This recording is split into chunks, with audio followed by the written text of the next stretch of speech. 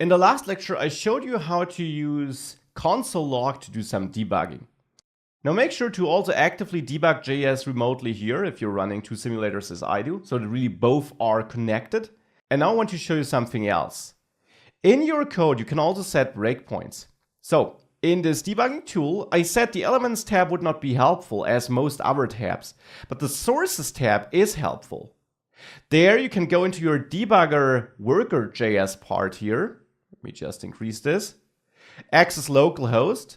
There you should see your project folder. And you can go into source into any of your React files, into any of your JavaScript files. So here I'll go into the app.js file. And then you can add a breakpoint here before adding the place, for example. Now I added a breakpoint. Now let me go back to the simulator and let me enter Munich and hit add. Now you see it's stuck, it's not adding it. The reason is it's paused here. And now we can use the normal debugging capabilities we always had here.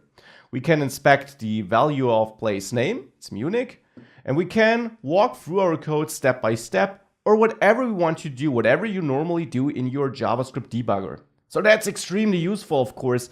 This allows you to really dive into your code and find mistakes you might have. And whilst console log is nice for some quick and easy state output debugging, this is the best way to really dive into your code and find that error that's blocking you.